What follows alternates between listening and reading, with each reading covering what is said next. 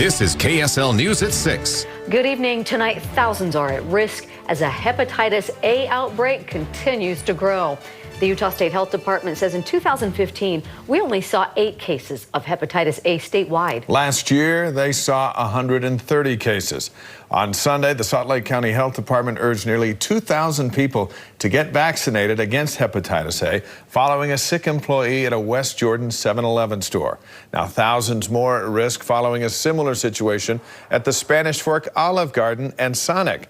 So far, more than 500 people have called the hotline set up by the Utah County Health Department, and thousands more have done an online assessment. We have team coverage of the outbreak tonight. KSL investigator Mark Stevens has been looking into the steps health officials took early on to prevent it from spreading. Well, let's start with News Specialist Ladd Egan, live in Utah County with reaction from customers at the 2 restaurants. Ladd? Yeah, Deanie and Dave, this newest warning is because of 2 sick employees working at 2 separate restaurants around Christmas time here in Spanish Fork.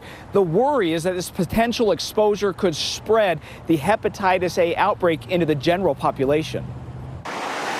So it was extremely busy. For 10 days during the holiday season. I think it opened in November, and that's, I'm sure, why they had such a long wait. Customers tell me this Olive Garden in Spanish Fork was overflowing. It was just so packed in there, full of people waiting to get in. We had to wait an hour just to eat. It was during that same time that an employee was sick with hepatitis A, potentially exposing all customers. There's going to be a lot of people. I would suspect hundreds of people.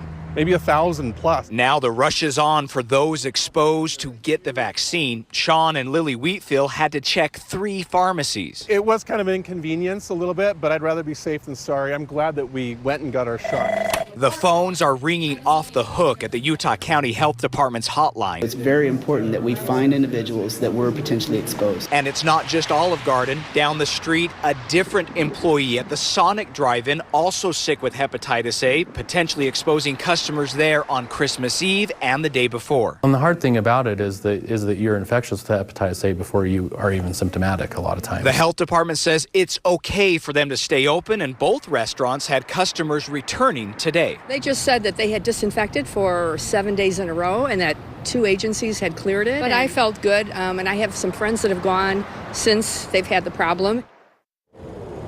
The number to call this hotline for the Utah County Health Department is 801-851-HEPA. That number is closed for now. You can call in the morning, but I'm told it was ringing off the hook today, more than 500 people calling.